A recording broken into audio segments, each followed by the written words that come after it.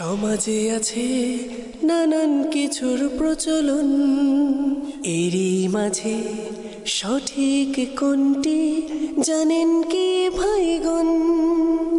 ইসলামের আলোকে জেনে চলুন, আমল করি আজীবন।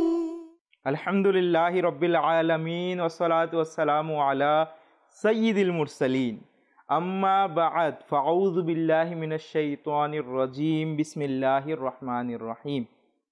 আসসালাতু ওয়াসসালামু আলাইকা ইয়া রাসূলুল্লাহ, আসসালাতু ওয়াসসালামু আলাইকা ইয়া হাবিবাল্লাহ, আসসালাতু ওয়াসসালামু আলাইকা ইয়া নবিয়াল্লাহ ওয়া আলা আলিকা ওয়া সুহাবিকা ইয়া নূরাল্লাহ।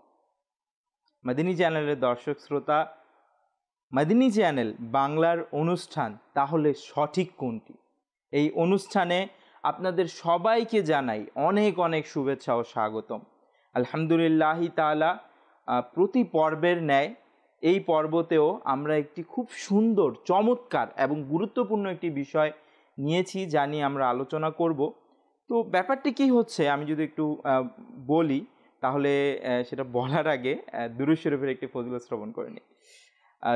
দুরূদ শরীফের বিভিন্ন ফজিলত রয়েছে আর অনেক বড় বড় গ্রন্থে রয়েছে। তো এর মধ্যে হতে একটি খুবই চমৎকার ফজিলত হচ্ছে, ক্বালা রাসূলুল্লাহি সাল্লাল্লাহু তাআলা আলাইহি ওয়া আলিহি ওয়াসাল্লাম আউলান নাসি বি ইয়াউমাল কিয়ামাতি আকসারহুম আলাইয়া সালাতান। অর্থাৎ প্রিয় নবী রাসূল আরবি সাল্লাল্লাহু আলাইহি ওয়া আলিহি ওয়াসাল্লাম ইরশাদ করেন, কাল কিয়ামতের দিন আমার সবচেয়ে নিকটবর্তী ব্যক্তি সেই হবে যে আমার উপর অধিক হারে দুরূদ শরীফ পাঠকারী হবে। মাদিনী চ্যানেলের দর্শক শ্রোতা, আপনারা সবাই সাধারণত বিভিন্ন কিতাবের মাধ্যমে পড়ে থাকতে পারেন বা খুতবার মাধ্যমে, বয়ানের মাধ্যমে শুনেছেন যে কিয়ামতের দিন কত বিভীষিকাময় হবে আর সবাই কত ভীত সন্ত্রস্ত থাকবে। সেই দিন যদি প্রিয় নবী রাসূল আরবি সাল্লাল্লাহু তাআলা আলাইহি ওয়া আলিহি ওয়াসাল্লামের নৈকট্য অর্জন হয়ে যায়, তাহলে তা খুবই সৌভাগ্যের ব্যাপার হবে। আল্লাহ তাআলা আমাকেও সেই সৌভাগ্য দান করুক, আপনাকেও সেই সৌভাগ্য দান করুক। এই সৌভাগ্য অর্জনের জন্য আমাদেরকে অধিকারে দুরূদ শরীফ পাঠ করতে হবে। সাল্লু আলাল হাবিব সাল্লাল্লাহু তাআলা আলা মুহাম্মদ সাল্লাল্লাহু আলাইহি ওয়া আলিহি ওয়াসাল্লাম। মাদিনী চ্যানেলের দর্শক শ্রোতা, মানুষের জীবনের মধ্যে কয়েকটি অংশ আছে, যার মধ্যে খুবই গুরুত্বপূর্ণ দুইটি অংশ, যা প্রায় সব অংশকে ধারণ করে নেয় নিজের ভিতর। সেই দুটি অংশ হচ্ছে, একটা হচ্ছে পার্সোনালিটি, একটা হচ্ছে স্কিলস। স্কিলস মিনস দক্ষতা, মানুষের কর্মদক্ষতা, সে কী করতে পারে, সে কী জানে, সে কোন কাজটা ভালোভাবে করতে পারে, এটা একটা। আরেকটা হচ্ছে পার্সোনালিটি, ব্যক্তিত্ব। তো কি হয়, মানুষের যদি স্কিলস না থাকে, দক্ষতা না থাকে, কিন্তু তার পার্সোনালিটি অনেক ভালো, হ্যাঁ, খুবই ভালো, সে ব্যক্তিত্ব সম্পন্ন, তো সে কি করতে পারে যে সে নিজের ভালো আচরণের কারণে, ভালো ব্যক্তিত্বের কারণে মানুষের কাছে সমাদৃত হয়। তো যার কারণে সে যে কোনো মানুষের কাছ থেকে যে কোনো বিষয় শিখে যেতে পারে বা মানুষ তাকে যে কোনো কাজ শিখাতে বা সুযোগ দিতে আগ্রহী হয়। অন্যথায় যদি স্কিল থাকে, কোনো একটি স্কিল বা অনেকগুলো স্কিলস যদি থাকে, তার কাছে দক্ষতা থাকে, কিন্তু তার পার্সোনালিটি তেমন ঠিক না, অর্থাৎ তার ব্যক্তিত্ব তেমন ভালো না, হ্যাঁ, মানে সামাজিক ব্যক্তিত্ব সে বহন করে না, তো সেই জায়গায় সে কিন্তু কখনোই বেড়ে উঠতে পারবে না, কোথাও না কোথায় ধাক্কা খাবে। কারণ আমি যদি কোথাও যাই বা কেউ যদি কারো বস হয়, সে যদি সেখানে যায়, সে যদি বসের সাথে কিভাবে চলতে হবে, কর্মচারীদের সাথে কিভাবে মিশতে হবে সেটাই না জানে, তাহলে সে যতই কাজ পারুক, এক সময় না এক সময় তাকে সেখান থেকে বিতাড়িত হয়ে তাড়িয়েই দেয়া হবে, বিতাড়িত করে। তো এইখানে এসে আমরা যে গুরুত্বটা অনুভব করতে পারি সেটা হচ্ছে পার্সোনালিটির, ব্যক্তিত্ব গঠনের অনেক গুরুত্ব রয়েছে। তো ব্যক্তিত্ব গঠন বলতে কি আর এর কি কি গুরুত্ব রয়েছে, কুরআন ও হাদিস ব্যক্তিত্ব গঠনকে কিভাবে মূল্যায়ন করেছে সেই বিষয় সম্পর্কে আমরা জানব। আমাদের সাথে রয়েছে মাদিনী চ্যানেল বাংলার আলোচক, মুবাল্লিগে দাওয়াতি ইসলামী নিজামুদ্দিন ভাই। আপনাকে অনেক অনেক শুভেচ্ছা ও স্বাগতম। কেমন আছেন নিজামুদ্দিন? আলহামদুলিল্লাহ আলা কুল্লি হাল। আপনি কেমন? আলহামদুলিল্লাহি তাআলা। আলহামদুলিল্লাহি তাআলা। আজ নিজামুদ্দিন ভাই আমাদেরকে এই বিষয় সম্পর্কে জানাবেন ইনশাআল্লাহ তাআলা। আমরা জানবো প্রতি পর্বের ন্যায় এই অনুষ্ঠানেও আমির আহলে সুন্নাত দামাত বারাকাতুমুল আলিয়া, যিনি দাওয়াত ইসলামীর প্রতিষ্ঠাতা আল্লামা মাওলানা আবু বিলাল মোহাম্মদ ইলিয়াস আত্তার কাদেরী রজভী দামাত বারাকাতুমুল আলিয়া এর জনপ্রিয় অনুষ্ঠান মাদানী মুজাকারা, এই অনুষ্ঠানের ছোট্ট একটি ভিডিও আমরা দেখব। সেই ভিডিওর মধ্যে অনেক শিক্ষণীয় বিষয় থাকবে, সেই শিক্ষণীয় বিষয় সম্পর্কেও জানব। জি, ভিডিওটি চালিয়ে দিন। मैं आप लोगों को एक मशवरा देना चाहता हूँ कि जब भी आप खाना खाएं तो खाने को खूब चबा चबा कर खाएं। वो कहते हैं ना कि दांतों का काम आंतों से नहीं लेना चाहिए, और बाज़ औक़ात खाते हुए और चबाते हुए दांतों के बीच ज़बान आ जाती है, और कभी कभार ये मरहला बड़ा ही तकलीफ़ दे साबित होता है और कुछ इस तरह की सिचुएशन सामने आती है।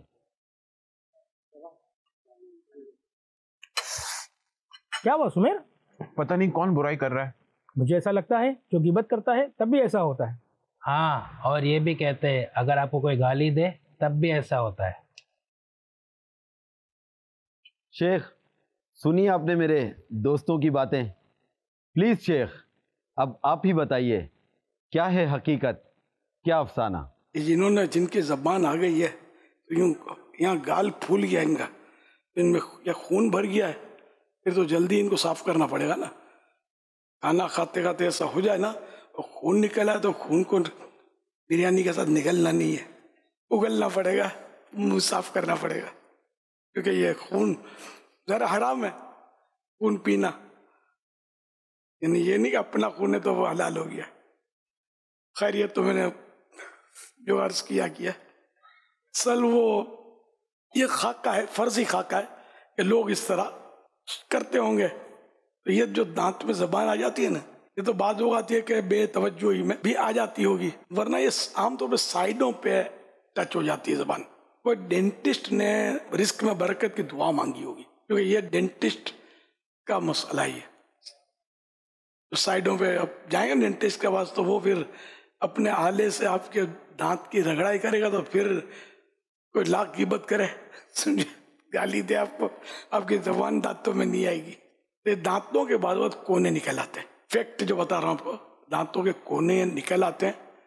तो ये खाते खाते बाज़ इसमें टच हो जाते हैं, या इससे टच होते रहते हैं और यूँ एक छाला बन जाता है। जिनको जबान कि साइडों पर छाले पड़ते हैं ना, वो अब बेचारे बोलते होंगे बहुत दवा लगाई, बहुत दवा लगाई, ठीक नहीं होता। अच्छा, डॉक्टर के पास भी गए, ठीक नहीं होता, उसने भी दवा लगाई, इंजेक्शन लगाया, तो उस डॉक्टर की मालूमात इतनी होगी नहीं। वरना जो समझदार डॉक्टर होगा, समझदार आदमी होगा, वो आपको बोल देगा कि ये आप अपने डेंटिस्ट से मशवरा कर लें। शायद उसने रोज़ी में बरकत की दुआ तो मांगते होंगे ना, तो वो लेगा, पैसे तो लेगा मशवरा देने का, तो वो आपको बताएगा देख करके कौन सा दांत जो है ना आपकी ज़बान से टच हो रहा है और उसकी साइड टच हो रही है। फिर उसको मशीन से रगड़ेगा ना, तो फिर इंशाअल्लाह ज़बान के छाले भी आपके ठीक हो जाएंगे, वो साइडों के, और ये आइंदा फ़ायदा भी रहेगा। फिर कभी ऐसा हो जाए फिर डॉक्टर साहब की खिदमत में हाजिरी देनी पड़ेगी। ये होता है दांतों का तजर्बा, इसलिए मैं कर रहा हूँ। तो जब मैंने भी किसी डॉक्टर को कहा ना, उसने कहा डेंटिस्ट का मैटर है, तो तब से मुझे तजुर्बा हुआ, तो वाकई ये सही था। उस दांतों के कोने कोई निकल आया था, तो अपना तजुर्बा आपको शेयर कर दिया मैंने। खुदा न खास्ता हाजिर में नाजिरीन में कोई हो ऐसा, तो ये देख ले, मतलब दवाएं लगाते रहेंगे, वो जख्मों बार बार टच होता रहेगा, तो जख्म तो ठीक होगा ही नहीं ना आपका। जब तक वासले कांटा चला गया पाँव के अंदर, आप दवाई मलम लगाते रहें, टेबलेट खाते रहें, इंजेक्शन खाते रहें, जब तक कांटा नहीं निकलेगा ना आपका जख्म कैसे ठीक होगा। तो ये इसकी सूरत है। सल्लु अला हबीब सल्लल्लाहु अला मुहम्मद। মাশাআল্লাহ তাআলা, খুবই চমৎকার একটি ভিডিও ছিল। আর একটা প্রশ্ন করা হয়েছে যা মূলত একটা স্ক্রিপ্টেড ভিডিওর মাধ্যমে, কোয়েশ্চেনাল ভিডিও ছিল, দর্শক সাধারণকে খুব চমৎকারভাবে বোঝানোর জন্য প্রশ্নটা করা হয়েছে। প্রশ্নের মধ্যে হয়েছিল কি যে সেটার মধ্যে কয়েকজন বসে খাবার খাচ্ছে, তো খাবার খাওয়ার সময় হঠাৎ একজনের মুখে জিহ্বা দাঁতের নিচে চলে আসে, জিহ্বা, তো সে ব্যথা পায়, তো একটু ব্যথার প্রকাশ করে। তো অন্য একজন বলে যে নিশ্চয়ই তোমাকে কেউ গালি দিয়ে স্মরণ করছে বা খারাপভাবে স্মরণ করছে। তো এটার বাস্তবতা কি সেই সম্পর্কে আমির আহলে সুন্নাত দামাত বারাকাতুহুল আলিয়ার কাছে জানতে চাওয়া হয়েছে। তো আজ আমরা আমাদের গেস্ট নিজামুদ্দিন ভাইয়ের কাছে এটার উত্তর নিব যে আমির আহলে সুন্নাত দামাত বারাকাতুহুল আলিয়া কী বললেন এই সম্পর্কে জানবো। জি নিজামুদ্দিন ভাই যদি বলতেন। আলহামদুলিল্লাহ রাব্বিল আলামিন ওয়াসসালাতু ওয়াসসালামু আলা সাইয়্যিদিল মুরসালিন। এখানে যে প্রশ্নটা করা হয়েছে আমির আহলে সুন্নাতকে তিনি খুব চমৎকার জবাব দিয়েছেন যে যখন দাঁতের মধ্যে জিহ্বা লেগে যায়, যেটা তারা প্রশ্ন করেছিলেন যে কেউ হয়তো গালি দিয়েছে অথবা গীবত করেছো এই জন্য এটা হয়েছে। আসলে এটার কোনো ভিত্তি নেই। আমির আহলে সুন্নাত সেটাই বললেন যে এটা কুপ্রথায় বলতে পারি আমরা, জি, এটার কোনো আসলে ভিত্তি নেই।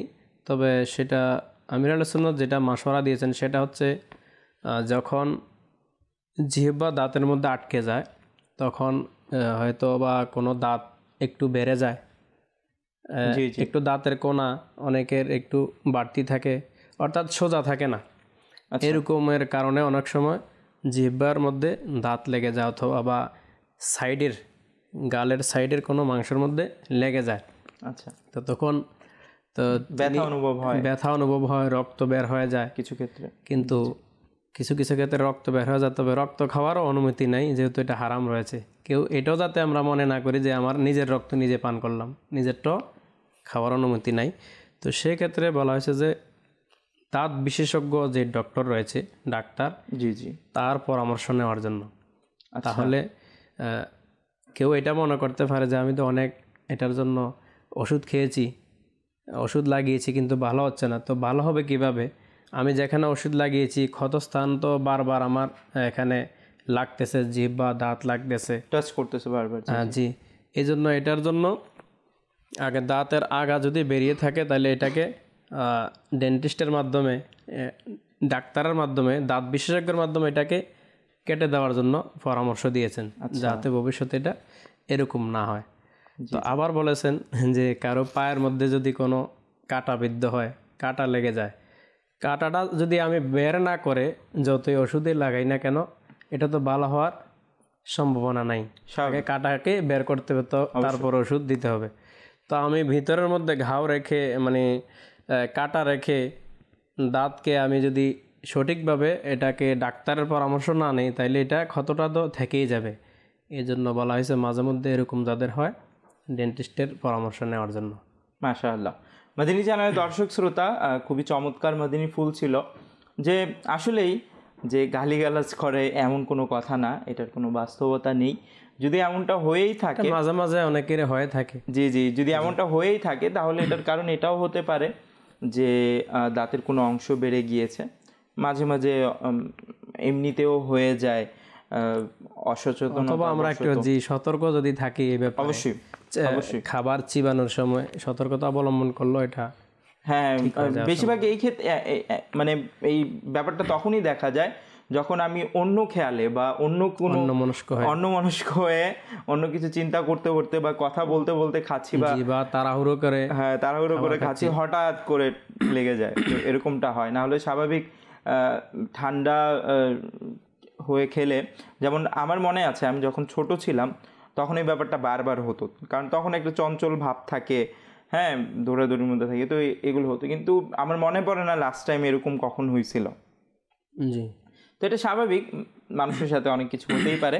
তো সেগুলোর ক্ষেত্রে আমরা যে কোনো বিষয় হোক, যে কোনো সমস্যা হোক, আমরা মানে একটা অবাস্তব সমাধান বা অবাস্তব কারণ দাঁড় করাবো না, বরং এটার লজিক্যালি যে একটা সমাধান আছে সেটা আমরা বের করার চেষ্টা করব, সেভাবে আমরা সলভ করার চেষ্টা করব।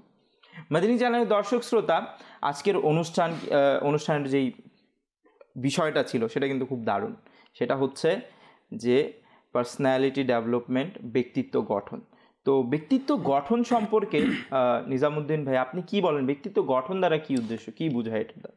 আসলে আমরা যেহেতু মুসলমান, আচ্ছা, তো সেই হিসেবে বলছি, মানুষের চারিত্রিক বিকাশ, চারিত্রিক সৌন্দর্য বিকাশ ও ব্যক্তিত্ব গঠনে ইসলাম আমাদেরকে অনেক বিশেষ তাগিদ দিয়েছেন।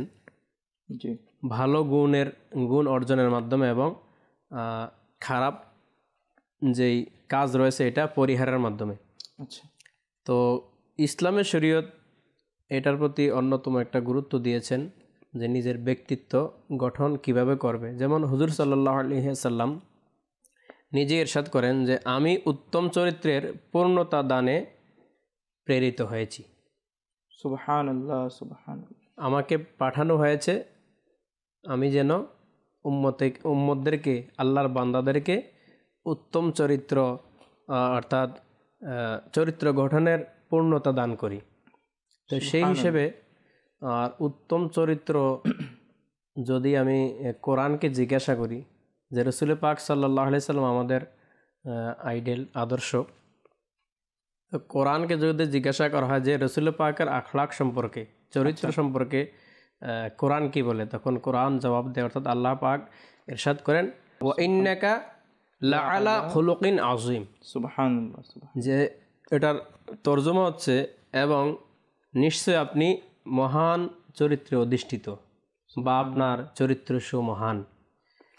তো মা আয়েশা সিদ্দিকা রাদিয়াল্লাহু তাআলা আনহাকেও জিজ্ঞাসা করা হয়েছিল যে হুজুর সাল্লাল্লাহু আলাইহি সাল্লামের চরিত্র কেমন, তখন তিনি বলেছিলেন যে খুলুকুহুল কোরআন, সুবহানাল্লাহ, আমার প্রিয় নবীর চরিত্র হচ্ছে গোটা কোরআন। আল্লাহু। তো সেই কোরআন আমাদেরকে চরিত্র গঠনে, ব্যক্তিত্ব গঠনের অনেক দিক নির্দেশনা দিয়েছেন। যেমন সূরা হুজরাতের মধ্যে অনেকগুলি দিক নির্দেশনা দেওয়া হয়েছে চরিত্র গঠনের ক্ষেত্রে, ব্যক্তিত্ব গঠন কিভাবে করব। জি, সূরা হুজরাতের 11 নং আয়াতে এরশাদ হয়েছে, বাংলা তর্জমা, কাউকে উপহাস না করা, কাউকে ছোট মনে না করা, অন্যের দোষারোপ না করা, অন্যের দোষ অন্বেষণ না করা, কারো নাম বিকৃত না করা এবং মন্দ নামে না ডাকা। এই হলো 11 নং আয়াতের মধ্যে এগুলি রয়েছে। আচ্ছা, তো উপহাস কি? মানুষকে ছোট করা, মানুষকে লজ্জা দেওয়া, এটা। অন্যের দোষ অন্বেষণ না করা, যে অনেকের মধ্যেই দোষ থাকে, আসলে এই দোষে গুণে আমরা তো মানুষ। তো মুসলমানের দোষ অন্বেষণ না করে পারলে আমাদেরকে দোষ গোপন যদি করতে পারি, হাদিসে মুবারাকার দিকে যেতে হচ্ছে। আল্লাহ নবী সাল্লাল্লাহু আলাইহি সাল্লাম ইরশাদ করেছেন, মান সাতারা মুসলিমান সাতারাহুল্লাহু ইয়াউমাল কিয়ামা। সুবহানাল্লাহ, সুবহানাল্লাহ। যে ব্যক্তি মুসলমানের দোষকে গোপন করবে, কিয়ামতের ময়দানে আল্লাহ তাআলা তার দোষ গোপন রাখবেন। কত বড় একটা নিয়ামতের কথা। তা আমি আরেকজনের দোষ কেন অন্বেষণ করব? আমার দোষের তো শেষ নাই। অবশ্যই। আমি যদি আখিরাতের মধ্যে কোটি কোটি মানুষের সম্মুখে লজ্জা থেকে বাঁচতে চাই, তাহলে আমাকে অন্যের দোষ ধরা থেকে বিরত থাকতে হবে।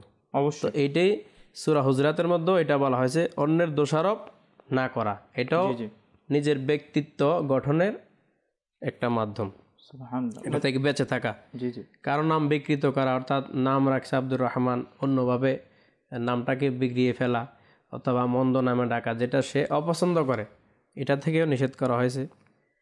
তারপরে 12 নং আয়াতে বলা হয়েছে পশ্চাদে কারো নিন্দা না করা, পেছনে কারো নিন্দা পরনিন্দা, তা কাউকে খারাপ মনে না করা, এবং অধিক ধারণা বা অনুমান না করা, অর্থাৎ মন্দ ধারণা থেকে বিরত থাকা। কেননা অনেক সময় আমরা যেটা ধারণা করি সেটা সত্য হয় না, কারো বিপক্ষে, কারো বিরুদ্ধে আমরা এই জিনিসটা ধারণা করলাম, কিন্তু দেখা যাচ্ছে এর বিপরীত হলো।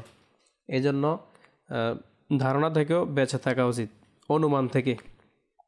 গীবত অন্বেষণ না করা, না খোঁজা মানুষের, সবগুলো মোটামুটি কাছাকাছি। পরনিন্দা, গীবত, হিংসা ইত্যাদি যদি আমরা এগুলি থেকে যদি বেঁচে থাকি, তাহলে আমাদের ব্যক্তিত্ব যেটা রয়েছে, ব্যক্তিত্ব গঠন বলি বা চরিত্র গঠন বলি, এটাতে আমাদের উন্নতি হওয়ার সম্ভাবনা রয়েছে। মদিনী চ্যানেলের দর্শক শ্রোতা, খুবই চমৎকার মদিনী ফুল যে আসলেই ব্যক্তিত্ব গঠন। আমরা স্বাভাবিকভাবে প্রশ্ন করতে পারি, ব্যক্তিত্ব তো সবার আছে, আবার নতুন করে ব্যক্তিত্ব গঠন কেন বা পার্সোনালিটি ডেভেলপমেন্ট কেন? আসলে ব্যক্তিত্ব হওয়াটাই কিন্তু সব কিছুর সমাধান না বা জরুরি না। জরুরি কোন বিষয়টা? জরুরি হচ্ছে সামাজিক ব্যক্তিত্ব, আদর্শ ব্যক্তিত্ব গঠন। যেই ব্যক্তিত্ব সমাজে সমৃদ্ধ, যেই সমাজে সমাদৃত, যেই ব্যক্তিত্ব নবী করিম সাল্লাল্লাহু তাআলা আলাইহি ওয়া আলিহি ওয়াসাল্লামের আদর্শ ধারণ করে, সেই ব্যক্তিত্ব এর দ্বারা উদ্দেশ্য। তো এই এমন ব্যক্তিত্ব অর্জনের জন্য কি কি মদিনী ফুল হতে পারে, সেখান থেকে আমরা কিছু বিষয় জানলাম। যে সেটার মধ্যে হতে এটি হচ্ছে যে অন্যের দোষ খোঁজাখুঁজি। প্রথম কথা তো অন্যের দোষ সে অন্বেষণই করবে না, খুঁজবেই না, খুঁজবেই না। দ্বিতীয়ত, যদি কারো দোষ অনাকাঙ্ক্ষিতভাবে তার চোখে পড়ে গেল বা যেভাবেই সে কারো দোষ জানতে পারলো, তখন সেই দোষটা লুকাবে। কারণ একটা কথা স্মরণ রাখতে হবে যে কেউই আমরা দোষমুক্ত না, সাধারণ মানুষ দ্বারা ভুল হয়ে যায়। তো আজ যদি আমি তার ভুল প্রকাশ করে দেই, কাল এমন যেন না হয় যে আমার ভুলটাও প্রকাশ হয়ে যায়। তো হাদিস শরীফে এসছে যে অন্যের দোষ লুকাবে, আল্লাহ তাআলা তার দোষ গোপন করবে। তো আমরা যদি আমাদের দোষ গোপন রাখতে চাই, তো অন্যের দোষ নিয়েও কাদা ছোড়াছড়ি থেকে আমাদের বাঁচতে হবে। এরই সাথে যদি আমরা সেটা জেনেও যাই, অর্থাৎ কি হয়ে যায়, প্রথমে তো দোষ খুঁজলাম না, তারপর দোষ জেনে গেলাম, লুকিয়ে রাখলাম, তো আমরা যেন কি না করি, লুকিয়ে লুকিয়ে কারো সামনে গিয়ে বলতেছি, একজনের কাছে, দুইজনের কাছে মনে করে জি জি আমি তো মিথ্যা বলছি না, দোষটা বলতেছি, আমি তো সত্যই বলতেছি। হ্যাঁ, তো মনে রাখা উচিত সত্য বলাটাই কিন্তু গীবত। আচ্ছা, পেছনে বলাও গীবত, সামনে অনেকে আবার এটাও ধারণা করি যে সামনে বললে তো গীবত হয় না। তো পেছনে বলাও গীবত, সামনে বলাও গীবত। যদি গীবতের নিয়ত হয় তার মনে কষ্ট দেওয়ার জন্য হয়, গীবত তো জি সংশোধনের জন্য যদি হয়, তাহলে পার্সোনালিটি মানে ব্যক্তিগতভাবে তাকে বোঝানো দরকার। এটা হচ্ছে সত্য। আর যদি মিথ্যা বলা থাকে, তাহলে ওইটা তো বহতান, ওইটা তো হারাম রয়েছে, ওইটা তো আরো কঠিন গুনাহ রয়েছে। এজন্য সত্য হোক মিথ্যা হোক, অপরের দোষ ত্রুটি থেকে আমাদেরকে বিরত থাকা চাই ইনশাআল্লাহ তাআলা। অবশ্যই মদিনী চ্যানেলের দর্শক শ্রোতা, সত্য হোক কিংবা মিথ্যা, অপরের দোষ ত্রুটি আমরা প্রকাশ করা থেকে যেন বিরত থাকি। আরেকটা কথা হচ্ছে, একটা ব্যক্তিত্ব যে আদর্শ ব্যক্তিত্ব, সে কখনো মানুষের বিষয় নিয়ে সবসময় লেগে থাকে না। যাদের মস্তিষ্ক ছোট হয়, মন মানসিকতা ছোট হয়, যারা ন্যারো মাইন্ডেড হয়, তারা কি করে, তারা মানুষের পিছে লেগে থাকে, দোষ খোঁজা শুরু করে দেয়। প্রথম কথা তো দোষ পেয়ে গেলে তো সেটাকে ডঙ্কা বাজায়, যদি নাও পায় তাহলে খোঁজা শুরু করে দেয়, যদি তারপরও না পায় তাহলে মিথ্যা রটনা করে, মিথ্যা রটায় কোনো না কোনোভাবে। বাস তার কোনো খেয়ে দেয়ে কোনো কাজ নেই, মানুষকে জাস্ট বদনাম করতে হবে, এতটুকুই তার উদ্দেশ্য। তো এমন অনেক মানুষ আসে যারা বদনাম করতে করতে কবরে চলে যায়, আল্লাহ তাআলা ভালো জানে তাদের সাথে কবরে কি হয়। কিন্তু যেই ব্যক্তি একটা আদর্শ বহন করে সবার কথা থেকে দূরে থেকে নিজের কাজ রেখে শরীয়ত মোতাবিক কিছু করতে থাকে, আল্লাহ তাআলা তাকে দুনিয়াতে উন্নতি দেখায়, আখিরাতে উন্নতি দেখায়। আর এরকম ভাবে ইন্তেকাল করলে জি জি দোষ খুঁজতে খুঁজতে বা, তাইলে এটা কিন্তু আল্লাহ এবং তার রাসূল তো অসন্তুষ্ট হন, পাশাপাশি নিজের ব্যক্তিত্ব সমাজের মধ্যে বিলীন হয়ে যায়, নষ্ট হয়ে যায়। তো এই ব্যক্তিত্ব গঠনের মধ্যে কখন আমরা ব্যক্তিত্ব গঠন করতে পারবো?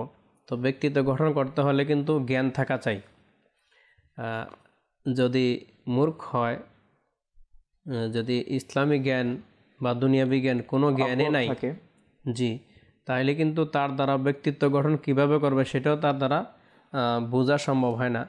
কেননা যারা আলিম রয়েছেন, যারা জ্ঞানী রয়েছেন, তাদের প্রশংসা কিন্তু আল্লাহ পাক করেছেন। অবশ্যই। যেমন এক আয়াতে মোবারকার মধ্যে ইরশাদ হয়েছে, নিশ্চয়ই আমার বান্দাদের মধ্যে যারা জ্ঞানী, যারা আলিম, তারাই আমি আল্লাহকে বেশি ভয় করে। তাহলে এখানে জ্ঞানের মর্যাদাও কিন্তু দিতে হবে। অবশ্যই। তো জ্ঞান যদি থাকে, কোরআন সুন্নাহর জ্ঞান, শুধু আমি বলছি না, দুনিয়াবি জ্ঞানও আমাদের দুনিয়াতে চলার জন্য, শরীয়ত সম্মত যে জ্ঞানগুলো সেগুলো আমাদের জানা বিশ্ব সফর করার জন্য অনেক জ্ঞানেরই প্রয়োজন। তবে আমরা ইসলামিক জ্ঞানকে প্রাধান্য দিই, দিন ইসলামের যে ইলমে দিন যেটা, এটাকে প্রাধান্য দিয়ে দুনিয়াবি জ্ঞানও আমরা অর্জন করি, এতে কোনো অসুবিধা নাই। কিন্তু কোরআন আমি পড়তে জানি না, ইলমে দিন বলতে আমার কাছে কিছুই নাই, কিন্তু আমরা অন্য দুনিয়াবি জ্ঞান নিয়ে যদি আমরা ডুবে থাকি, তাইলে কিন্তু আবার এটা আমার জন্য এটা ব্যর্থতা। তো এই জন্য জ্ঞান অর্জনও আমাদেরকে করতে হবে। আর জ্ঞান অর্জনের মাধ্যমে আলহামদুলিল্লাহ দাওয়াত ইসলামের এই মাদানী চ্যানেল, আমির আহলে সুন্নাতের প্রশ্নোত্তর পর্ব, এটাও যদি আমরা দেখি, ইনশাআল্লাহ তাআলা আমাদের জ্ঞানের ভান্ডার অর্জন হবে। আর আমাদের এই জ্ঞানের মাধ্যমে আমরা আমাদের নিজের ব্যক্তিত্ব সুন্দরভাবে গঠন করতে পারবো। অবশ্যই। মাদানী চ্যানেল দর্শক শ্রোতা, অবশ্যই যদি কোনো ব্যক্তির জ্ঞানই না থাকে বা অজ্ঞ থাকে, তো সে যেমনই আছে তেমনটাই তার জন্য ঠিক আছে। কিন্তু যখন জ্ঞান থাকবে, হ্যাঁ, তার ভিতর নৈতিক শিক্ষা থাকবে, তখন সে চিন্তা করতে পারবে, ব্যবধান পার্থক্য বের করতে পারবে যে এই ব্যক্তিত্বটা খারাপ, এই ব্যক্তিত্বটা ভালো। তো তখন সে খারাপ ভালো যাচাই করে ভালোটা গ্রহণ করতে পারবে।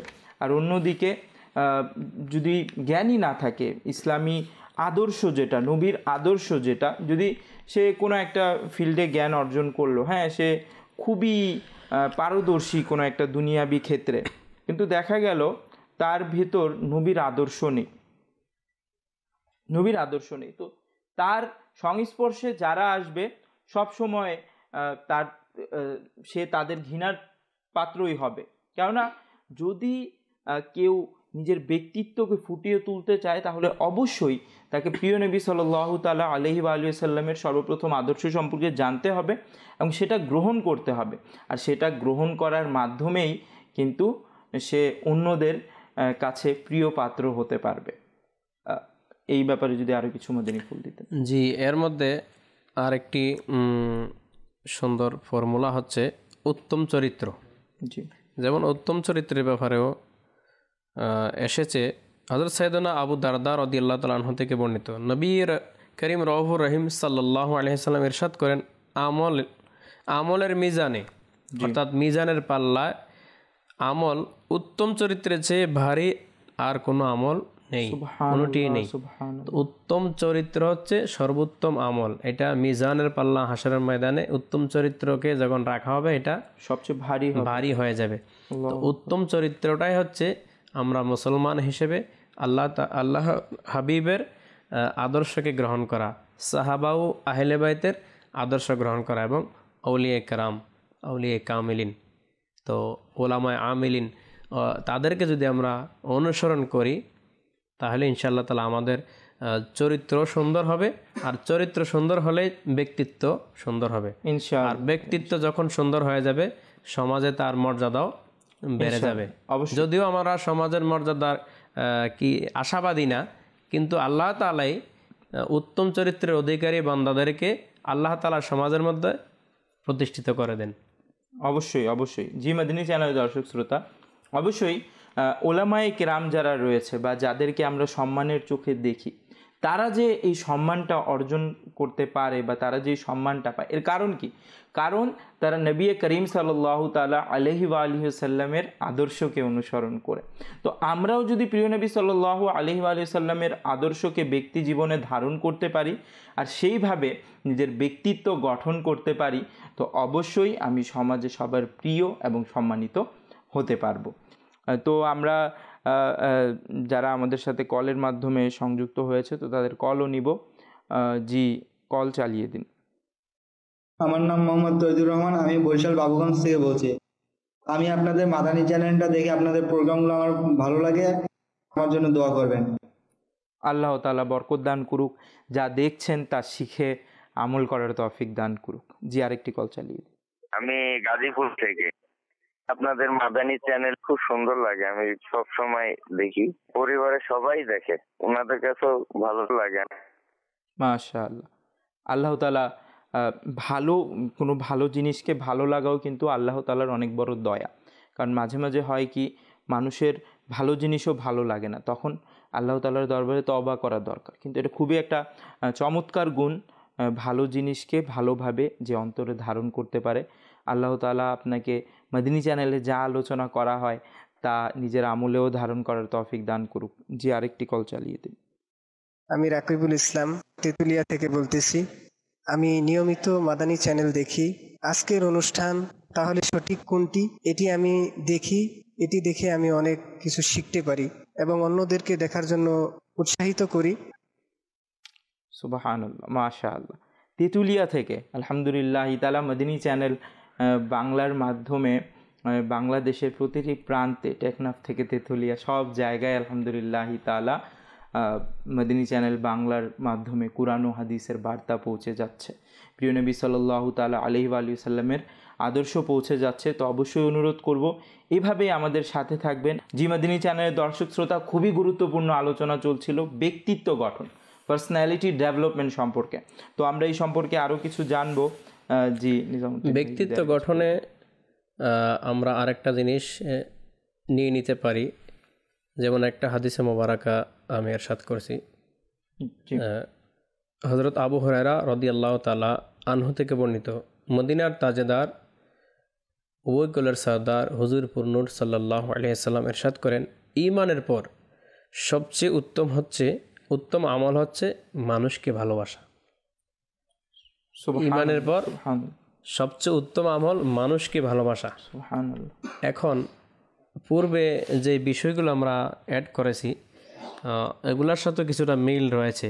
যখন আমার থেকে হিংসা দূরীভূত হয়ে যাবে, আমি যখন কারো দোষ অন্বেষণ করব না, যখন কারো গীবত করব না, অটোমেটিকলি তার সাথে আমার ভালোবাসার সম্পর্ক হয়ে যাবে। কারণ ভালোবাসার মানুষকে কখনো মানুষ দোষারোপ করতে পারে না।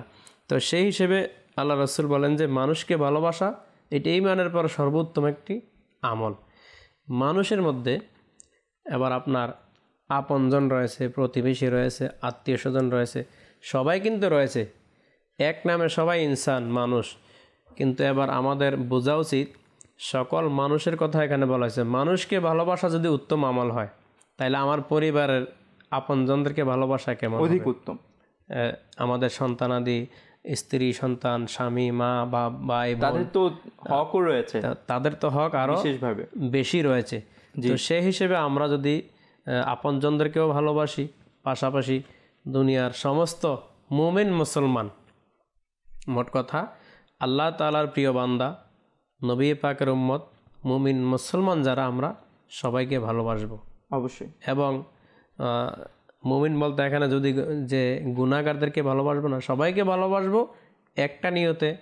যারা লাইনচ্যুত রয়েছে, কুফরিয়াতের মধ্যে রয়েছে, আমরা চেষ্টা করব তাদেরকে দাওয়াত দিয়ে বুঝিয়ে। বুজুর্গানের দিনের বাণীও রয়েছে যে আমরা গুনাহগারকে না, বরং গুনাহকে অপছন্দ করব। গুনাহগার তো আমরা নিজেও, সবাই তো গুনাহকে অপছন্দ করব। আর কারণ আমরা যদি কারো থেকে দূরেই সরে যাই, তাহলে তাকে বোঝানোর সুযোগ কখন পাবো? সেও তো সেই গুনাহতে নিমজ্জিত হতে থাকবে, একসময় ডুবে সেই গুনাহের মধ্যেই মারা যাবে মানুষ। আমাদেরও তো দায়িত্ব রয়েছে নেকির দাওয়াত যতই খারাপ হোক, যখন আমরা যখন ভালোবাসা দেব, অবশ্যই ভালোবাসবো, মহাব্বত দেব, তাহলে কিন্তু সে আমার কাছে ভিড়বে। অবশ্যই ভালোবাসার, আমি মনে করি ভালোবাসার জন্য কোনো কারণ থাকা দরকার না, ঘৃণা করার জন্য কারণ থাকা দরকার। আর ভালোবাসাও আল্লাহ তাআলার জন্য, আর কাউকে যদি ঘৃণাও করি সেটাও যেন আল্লাহ তাআলার জন্যই হয়। অর্থাৎ সে যদি কোনো শরিয়ত বা শরীয়ত যাকে ঘৃণা করার অনুমতি দেয়, তাকেই যেন আমরা ঘৃণা করি, কখনো নিজের কারণে। কারণ স্বাভাবিক ক্ষেত্রে হয় কি, আমরা মানুষকে ভালোবাসার জন্য অনেক কারণ খুঁজি। কিভাবে? সে আমাকে কোনো কিছু কখনো দিয়েছে কি না, সে আমার কোনো উপকার করেছে কি না, বা সে আমার সাথে ভালো ব্যবহার করেছে কি না, সম্মান দিয়েছে কি না, হেসে কথা বলেছে কি না, সেই সময় যখন একটা তর্ক চলতেছিল আমার সাপোর্ট নিয়েছে কি না, বা কোথাও গেলে আমাকে সাথে নিয়ে গেছে কিনা, আমরা এরকম কারণ খুঁজি ভালোবাসার জন্য। কিন্তু ঘৃণা করার জন্য ছোট, সে আমার দিকে রাগ করে তাকাইছিল, শেষ, আমি তাকে ভাল লাগে না তাকে আমার। তো ঘৃণা করার জন্য ছোট ছোট কারণ ঘৃণা করার জন্য আমাদের জন্য যথেষ্ট হয়, কিন্তু ভালোবাসার জন্য আমরা অনেক বড় বড় কারণ খুঁজি। তো সমাজটা এইভাবে উল্টো পথে চলছে, আমাদেরকে এটা সোজা করে নিয়ে আসতে হবে, আর সবাইকে আল্লাহ এবং তার রসুলের জন্য ভালোবাসতে হবে। জি, আর কেউ যদি আমার সাথে অন্যায় করে ফেলে, জি জি, বা খারাপ আচরণ করে, তাহলে মহৎ গুণ হচ্ছে ক্ষমা করে দেওয়া। মানুষ ঝগড়া হতে পারে, আবার মীমাংসারও তো ব্যবস্থা রয়েছে। তো হযরত সাইয়েদনা আবু হুরায়রা রাদিয়াল্লাহু তাআলা আনহু থেকে আরেকটি হাদিস এভাবে বর্ণিত রয়েছে, হুজুর পাক সাল্লাল্লাহু আলাইহি সাল্লাম ইরশাদ করেন, যে লজ্জিত ব্যক্তির ভুল ত্রুটি ক্ষমা করে দিবে, আল্লাহ তাআলা কিয়ামতের দিন তার গুনাহ ক্ষমা করে দিবেন। সুবহানাল্লাহ। এখন দেখা যাচ্ছে সমাজে কিছু মানুষ আমরা এরকম রয়েছি, আমি অন্যায় করেছি আপনার সাথে, আমি ক্ষমাও চেয়েছি, আমি লজ্জিত হয়েছি, কিন্তু তারপরও আপনি আমাকে ক্ষমা করছেন না, এরকম মানুষও দেখা যায়। এমন ক্ষোভ, এমন রাগ, এমন বিদ্বেষ থাকে যে কেউ তো এরকম চিন্তা করে যে মরণের আগে ওর বাড়িতে যাব না। হ্যাঁ, বলেও দেয়, মরলেও তোর আমি মাফ করব। জি, তবে এটাই উচিত। আল্লাহ রসুল পাক সাল্লাল্লাহু আলাইহি সাল্লাম আমাদেরকে সুসংবাদ দিলেন যে ভুল স্বীকার করে অনুতপ্ত হয়ে ক্ষমা চায়, তাকে ক্ষমা করে যে ব্যক্তি, আল্লাহ তাআলাও তাকে ক্ষমা করে দিবেন। সুবহানাল্লাহ। এই জন্য আমরা যদি আমাদের আপনজনদেরকে, যার সাথে আমার মনোমালিন্য হবে, তাকে যদি আমি ক্ষমা করে দিই, ইনশাআল্লাহ তাআলা আমার জীবনের গুনাহ তো মাফ হয়ে যাচ্ছে। এটার মাধ্যমেও কিন্তু আমাদের ব্যক্তিত্ব গঠন করা সম্ভব। অবশ্যই এটাও একটি ব্যক্তিত্বের আদর্শ অংশ, যে মানুষ যদি ভুল করে তাহলে সহজে তাকে ক্ষমা করে দেয়া, এর দ্বারা মানুষের সাথে একটা ভালো সম্পর্ক তৈরি হয়, একটা ভালো গুড কমিউনিকেশন ডেভেলপ হয়। মাদানী চ্যানেলের দর্শক শ্রোতা, একটি খুবই চমৎকার হাদিস শরীফ। আমরা ক্ষমা না করার পিছনে বা মাঝে মাঝে হয় কি, ঝগড়া হয়ে যায়, তখন সে তাকে ক্ষমা করে না, সে তাকে ক্ষমা করে না, কয় না আমি তার সামনে মাথা নত করব না। তারা এটাকে মাথা নত করা মনে করে, যেটা মূলত সমাধান বা সমঝোতা, পারস্পরিক সমঝোতাকে, মীমাংসাকে তারা কি করে, মাথা নত করা মনে করে। অথচ হাদিস শরীফে এসছে, মা তাওয়াদা লিল্লাহি আহাদুন ইল্লা রাফাআহুল্লাহু, অর্থাৎ কোনো ব্যক্তি যদি আল্লাহ তাআলার জন্য কারো কাছে বিনয়িতা অবলম্বন করে, আল্লাহ তাআলা তার মর্যাদা বাড়িয়ে দেয়, হ্যাঁ, তাকে সুউচ্চ মর্যাদা দান করে। তো আমি মনে করছি আমার ছোট মস্তিষ্কে, ভুল মস্তিষ্কে, শয়তানের প্ররোচনায় পড়ে, যে আমার তো সম্মান কমে যাবে, আমার তো সম্মানই থাকবে না, আমি আগে গিয়ে কথা বলে ফেলবো, আগে মাফ চেয়ে ফেলবো। এটা তো অথচ অহংকারের শামিল, অহংকার কিন্তু এটা কবিরা গুনাহ রয়েছে। অবশ্যই, যেমন নাকি হাদিসে মোবারকে এরকমও রয়েছে, যে ব্যক্তি নিজ থেকে আগে গিয়ে তার সাথে সালাম দিবে, কথা বলবে, সে কিন্তু অহংকার মুক্ত হয়ে যাবে, তার ফজিলত বেশি। এজন্য আমরা চেষ্টা করতে হবে, দুজনের মধ্যে ঝগড়া হইতেই পারে, আমি আগে কথা বলবো, আমি আগে তার সাথে সমঝোতা করে নেব। সুন্দর ব্যক্তিত্বের উদাহরণ, জি, যে আমি গিয়ে মাফ চাইলাম। ঝগড়া বিবাদ থেকে সবসময় দূরে থাকবো, সমাধানে সবসময় এগিয়ে আসবো, এমন যেন আমাদের চারিত্রিক বৈশিষ্ট্য হয়, আমাদের ব্যক্তিত্ব গঠন যেন এভাবেই হয়। মাদানী চ্যানেলের দর্শক শ্রোতা, খুবই চমৎকার একটি বিষয়, ব্যক্তিত্ব গঠনের ক্ষেত্রে কিন্তু কমিউনিকেশন স্কিলও থাকা দরকার। অর্থাৎ কিভাবে কথা বলবো, হ্যাঁ, মানুষকে কিভাবে সম্মান দিয়ে কথা বলতে হয়, যেভাবে নবী করিম সাল্লাল্লাহু তাআলা আলাইহি ওয়া সাল্লামের যদি জীবনে আমরা আদর্শ দেখি, তো কিভাবে ভালোবাসায়, ছোটদেরকে ভালোবাসায়, তারপর জি হাদিসে মোবারকাত রয়েছে যে এভাবে, মান লাম ইয়ারহাম সাগীরানা ওয়া লাম ইয়াক্কার কাবীরানা ফালাইসা মিন্না। জি জি জি, যে ব্যক্তি ছোটদেরকে স্নেহ করে না, মায়া করে না, এবং বড়দেরকে সম্মান শ্রদ্ধা করে না, সে আমার দলভুক্ত নয়। নবী পাক ইরশাদ করেন, সে আমার উম্মতের মধ্যে, আদর্শিক উম্মতের মধ্যে পড়ে না। তো আমাদেরকে খুব চমৎকার বলেছেন। তো বড় যারা রয়েছে, দুইজন ঝগড়া হলে অবশ্যই দুজন সমান হবে না, একদিন একই টাইমের নাও হতে পারে।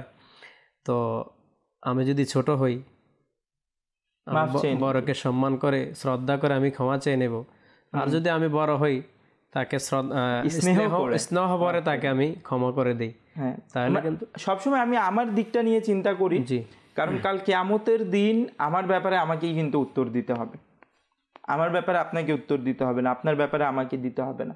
তো আমি যেন আমারটা নিয়ে চিন্তা করি এবং আমার যেটা দায়িত্ব সেটা যেন পালন করে দেই। আর সেটা কিভাবে, যে যদি এই আমরা মানুষের সাথে কমিউনিকেশনটা যদি ভালো করতে চাই, রিলেশন ভালো করতে চাই, তাহলে কিন্তু এই বৈশিষ্ট্যগুলো থাকা খুবই জরুরি। আর এই বৈশিষ্ট্যগুলো ছাড়া আদর্শ ব্যক্তিত্ব গঠন কখনোই সম্ভব না। জি অবশ্যই, এই বৈশিষ্ট্য আমাদের কাছে আসলে অনেকগুলোই বৈশিষ্ট্যের কথায় বলা হয়েছে, আরও অনেক রয়েছে।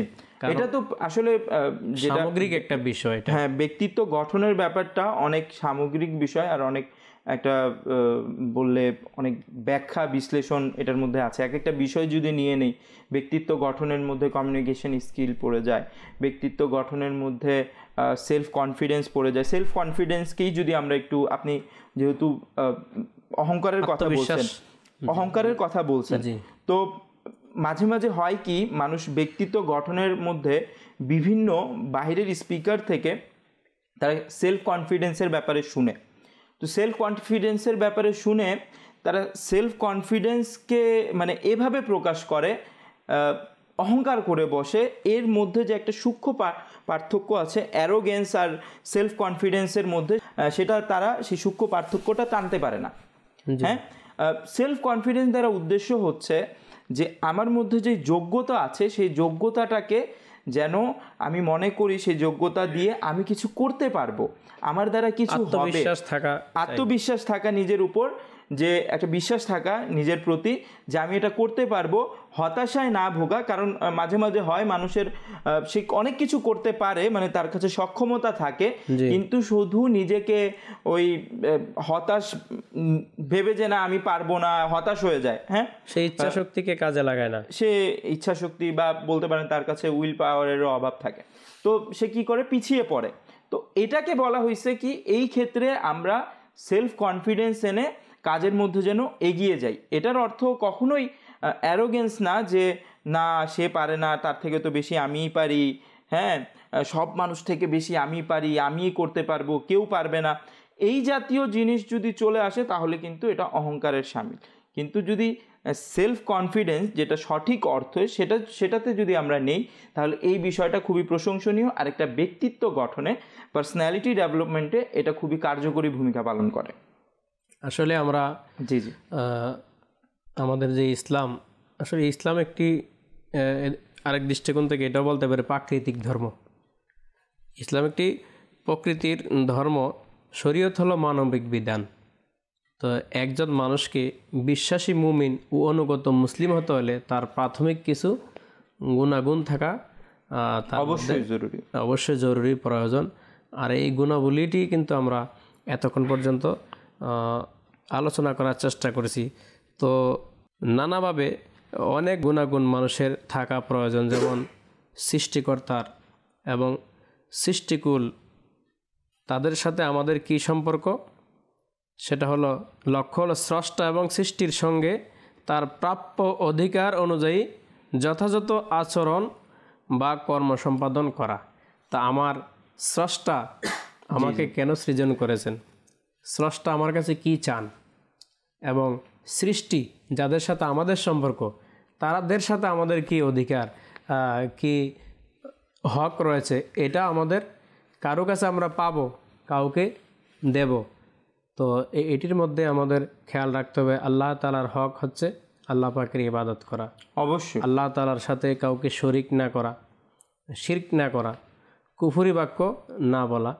তো আমাদের রসুল পাক সাল্লাল্লাহু আলাইহি সাল্লামকে ভালোবাসা, তাজিম করা, ইজ্জত করা, যেহেতু আমাদের নবী সাল্লাল্লাহু আলাইহি সাল্লাম তো এমন একজন মহান ব্যক্তি যাকে আমাদের জীবনের প্রতিটি ক্ষেত্রে যাকে অনুসরণ করা আমাদের জন্য ফরজ, অবশ্যই অনুসরণ করতে হবে। যাকে মরণে, কবরে, মিজানে, ফুলসিরাতে, হাসরে সব জায়গা যার সুপারিশ আমাদের লাগবে, সেই রসুল পাকের আদর্শকে ভুলে গেলে কিন্তু চলবে না।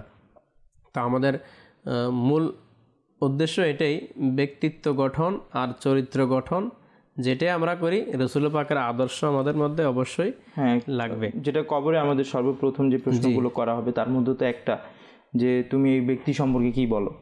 তো যখন জিজ্ঞেস করা হবে, যদি আমি পৃথিবীতে নিজের আমলের মাধ্যমে বাস্তবিক পক্ষে তার অনুসরণ নাই করে থাকি, তাহলে আমি তাকে চিনব কিভাবে?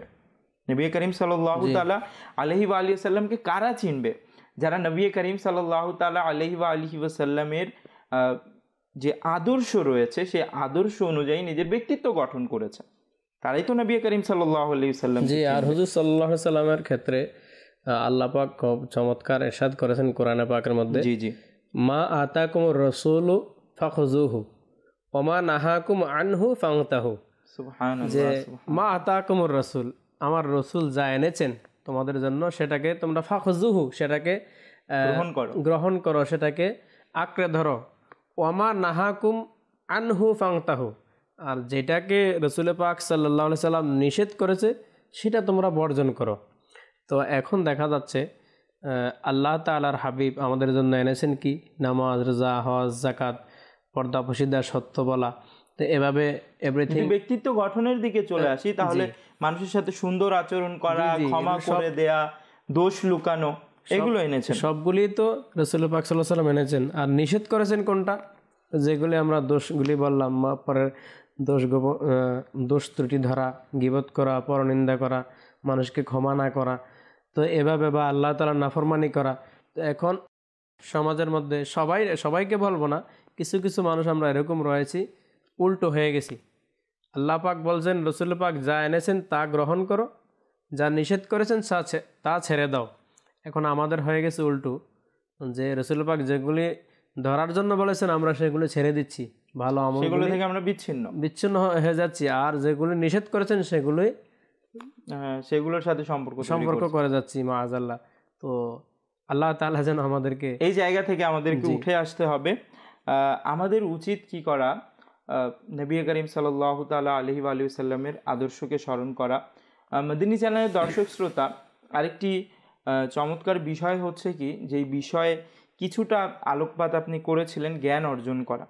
তো এটার ব্যাপারে যদি আমি বলতে যাই, তাহলে মদিনী চ্যানেল বাংলার মাধ্যমেও বিভিন্ন মানুষের জীবনী ব্যক্ত করা হয়, বিভিন্ন ব্যক্তিত্বের জীবনী ব্যক্ত করা হয়। যেমন এখন যেটা আমার অনুষ্ঠান যেটা চলতেছে, সিরাতে মুস্তাফা সাল্লাল্লাহু তাআলা আলাইহি ওয়া সাল্লাম, তো সেটার মধ্যে এক এক করে ইনশাআল্লাহ তাআলা নবী করিম সাল্লাল্লাহু তাআলা আলাইহি ওয়া সাল্লামের যতগুলো জীবনের যে অংশগুলো রয়েছে, যেগুলো বয়ান করা সম্ভব, ব্যক্ত করা সম্ভব, এবং এর সাথে যে মদিনী ফুলগুলো রয়েছে যা আমরা আমাদের জীবনে ধারণ করতে পারবো, সেগুলো জানা যায়। এইভাবে সিরাতে মুস্তাফা সাল্লাল্লাহু আলাইহি ওয়া সাল্লাম একটা কিতাবও মাকতাবাতুল মদিনা থেকে প্রকাশ হয়েছে। তো আমরা সেটাও অধ্যয়ন করি, যাদের সম্ভব সেটা অধ্যয়ন করি, যারা কাজে কর্মে ব্যস্ত থাকি তো এই অনুষ্ঠানগুলো দেখি। তো এইগুলো দেখার মাধ্যমে আমরা কিন্তু যখন আমরা জানবো যে আসলে যাকে আমি ফলো করব, যাকে নবী মহান আল্লাহ তাআলা ফলো করার জন্য বলেছেন, প্রিয় নবী সাল্লাল্লাহু আলাইহি সাল্লাম, তাকে যখন আমরা জানবো যে তিনি যখন কেউ খারাপ ব্যবহার করতো তখন কি ডিসিশন নিতেন, তখন রিয়াকশনটা কি থাকতো তার, তখন না আমি সেই আদর্শটা গ্রহণ করতে পারবো। যদি আমি জানবোই না, তখন যা মাথায় আসবে, শয়তান কুমন্ত্রণা দিবে, সেটাই পালন করা শুরু করে। আসলে মাদানী চ্যানেল তো এমন একটা চ্যানেল শরীয়ত সম্মত, জি, যেটা আপনার কেউ যদি এখন তো মহরম শরীফ চলতেছে, হিজরি নববর্ষ, জি, এই মহরম শরীফ থেকে শুরু করে জিলহজ মাস পর্যন্ত, আগামী কোরবানি মাস পর্যন্ত যদি আমরা কেউ মাদানী চ্যানেল 12 মাস দেখি, নিজের ব্যক্তিগত যেই পারিবারিক যেই কাজকর্ম রয়েছে এগুলার ফাঁকে ফাঁকে যদি শুধু 1 বছর মাদানী চ্যানেল দেখি, আলহামদুলিল্লাহ আজ্জা ওয়াজাল, আমার অভিজ্ঞতা থেকে বলবো যে অনেক ইলমের খাজানা, অনেক জ্ঞানের ভান্ডার আমাদের অর্জন হবে, যেটা আমাদের আমলের জন্য কাজে লাগবে, আকীদাকেও মজবুত করবে। অবশ্যই অনেকেই এমন অনেক ঘটনা রয়েছে, আপনারা বিভিন্ন সময়ে মাদানী চ্যানেলের অনুষ্ঠানে কলের মাধ্যমে শুনতে পারেন, যারা নিজেকে পরিবর্তন করেছে, নিজের ব্যক্তিত্ব নবী করিম সাল্লাল্লাহু তাআলা আলাইহি ওয়া সাল্লামের আদর্শে গঠন করেছে মাদানী চ্যানেল দেখার মাধ্যমে। তো যেটা বলছিলাম যে জ্ঞান অর্জন করা খুবই জরুরি, আর জ্ঞান অর্জন করার মাধ্যমে যখন আমরা বুজুর্গানে দ্বীনদের জীবনী জানবো, মাকতাবাতুল মদিনাতে অনেক ছোট ছোট পুস্তিকাও আছে, যেটার মধ্যে বিভিন্ন বুজুর্গানে দিন, সাহাবা, তাবেঈনদের জীবনী বর্ণিত রয়েছে। আবু বকর সিদ্দিক রাদিয়াল্লাহু তাআলা আনহু, যিনি নবীদের পর সৃষ্টির মধ্যে সবচেয়ে সেরা, জি, তো তার ব্যাপারে, সেই সেরা মানুষটির ব্যাপারে আমরা জানতে পারবো, নিজেও সেগুলো ফলো করে সেরা হতে পারবো। তো এইভাবে করে অনেকগুলো বই রয়েছে। হ্যাঁ, ফারুক আজম রাদিয়াল্লাহু তাআলা আনহুর ব্যাপারে রয়েছে। তারপর আলা হজরত ইমামে আহলে সুন্নাত মুজাদ্দিদে দ্বীন ও মিল্লাত ইমাম আহমদ রেজা খান রহমতুল্লাহি তাআলা আলাইহির জীবনীর ব্যাপারে পুস্তিকা রয়েছে। এরকমভাবে আমরা বড় পীর আব্দুল কাদের জিলানী রাদিয়াল্লাহু তাআলা আনহু এর ব্যাপারে অনেকগুলো পুস্তিকা রয়েছে। এগুলো যদি আমরা পড়ি যে তারা ব্যক্তিগত জীবনে কেমন ছিল, তো যদি আমরা পড়ি তাহলে নিজেরাও নিজেদেরকে সেই আদর্শে, সেই রঙে রঙিন করতে পারবো। আমার জানা মতে তো আলহামদুলিল্লাহ আজ্জা ওয়া জাল আমির আহলে সুন্নাত দামাত বারাকাতুহুল আলিয়ার লিখিত রিসালা কিতাব বা আল মদিনাতুল ইলমিয়া থেকে যে প্রকাশনার যে কিতাব রয়েছে, এই কিতাব এবং মাদানী চ্যানেলে যে অনুষ্ঠান রয়েছে, জি জি, আমাদের জীবনের কোনো দিক মনে হয়, আমার মনে হয় বাদ নাই যে আমরা এখান থেকে কিতাবে নাই অথবা মাদানী চ্যানেলে এটা আলোচনা হয় নাই। হয়তো থাকতে পারে, এলেমের তো শেষ নাই, কিন্তু আমরা সাধারণ মুসলমান যারা, আমাদের জন্য এতটুকুই যথেষ্ট। জ্ঞানের সমুদ্র, জ্ঞানের তো আর শেষ নাই। তো এই জন্য আমরা আমাদের মাদানী চ্যানেল ও জ্ঞানের সমুদ্র।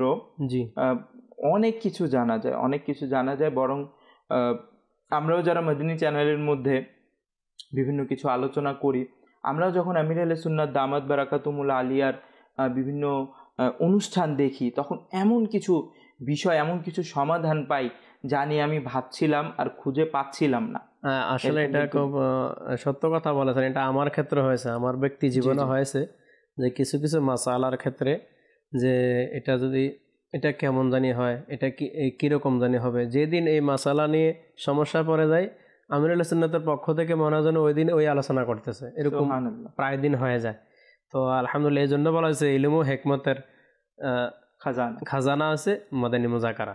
ব্যক্তিত্ব গঠনে বর্তমান যুগে আমির আহলে সুন্নাত দামাত বারাকাতুহুল আলিয়াকে জানা খুবই জরুরি।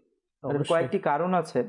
যদি আমির আহলে সুন্নাতের ব্যক্তি জীবনকে আপনি দেখেন, তাহলে অনেকগুলো চড়াই উতরাই পেরিয়ে কিন্তু আমির আহলে সুন্নাত দামাত বারাকাতুহুল আলিয়া এত বড় একটি সংগঠন প্রতিষ্ঠা করতে পেরেছেন।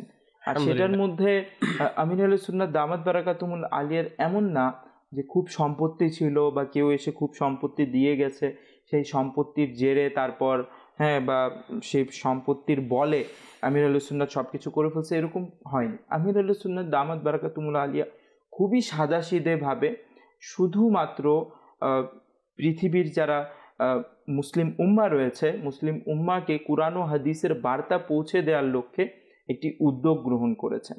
আর সেই উদ্যোগটার ফলাফল আজকে দাওয়াত ইসলাম। সেই উদ্যোগটা গ্রহণ করার মধ্যেও কিন্তু তার ব্যক্তিত্বের একটা প্রভাব ছিল যে মানুষ ওনার প্রতি আকৃষ্ট হতো। উনি কি করতেন? মানুষের সাথে মুচকি হাসি দিয়ে কথা বলতেন। উনি কি করতেন? মানুষ কোনো একটা বেয়াদবি করে ফেললে, কিছু বলে ফেললে, সেটা মুচকি হাসি দিয়ে কবুল করে নিতেন, একটা ক্ষমা করে দিতেন। মুখেরও তো মানুষের রিয়াকশন চেঞ্জ করে ফেলে একটা কিছু শোনার পর, মুচকি হাসি দিয়ে কবুল করে নিতেন। তো মানুষ ওনার প্রতি আকৃষ্ট হতো আর কোরআনে হাদিসের দর্শ নিতে ওনার শরণাপন্ন হতো। এরকমভাবে তিনি যেই মসজিদে ইমামতি করতেন, সেই মসজিদের কেউ যদি, সেই মসজিদের আশেপাশে এলাকার কেউ যদি অসুস্থ হয়ে যেত, তাহলে তাকে দেখতে যেতেন। কেউ যদি ইন্তেকাল করত, তারা তাকে চিনুক, পরিচিত হোক কিংবা নাই হোক, তিনি চলে যেতেন, গিয়ে দোয়া করতেন, জানাজায় অংশগ্রহণ করতেন, একজন মুসলমানের হক আদায় করতেন। এভাবেই করেই কিন্তু মানুষের মনে তিনি জায়গা করে নিয়েছিলেন। আর সেই জায়গা নিজের কোনো ব্যক্তিগত স্বার্থে নয়, বরং কুরআন ও হাদিস ঘরে ঘরে পৌঁছে দেওয়ার স্বার্থে। এখনও তিনি দাওয়াতে ইসলামী থেকে একটি টাকাও, নিজে কিতাব লিখেছেন, এতগুলো খিদমত করেছেন, একটি পয়সাও তিনি দাওয়াত ইসলামী থেকে নেননি। শুধুমাত্র কুরআন ও হাদিসের খিদমতের উদ্দেশ্যে এই শ্রম দিয়ে গিয়েছেন এবং দিচ্ছেন। আর এই শ্রমের আরেকটি মাধ্যম হচ্ছে মাদানী মুযাকারা, যার মধ্যে তিনি নিজের লাইফ লেসনও শেয়ার করেন, বিভিন্ন শরীয়তের মাসলাগুলোও বলেন, যা আমাদের ব্যক্তিত্ব গঠনে, দিনের পথে চলার জন্য খুব সহজ কিছু ইজি কিছু গাইডলাইন দেয়। আল্লাহ তাআলা তৌফিক দান করুক।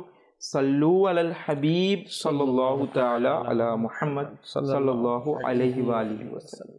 সমাজে আছে নানান কিছুর প্রচলন, এরই মাঝে সঠিক কোনটি জানেন কি ভাইগণ? ইসলামের আলোকে জেনে চলুন, আমল করিয়া জীবন।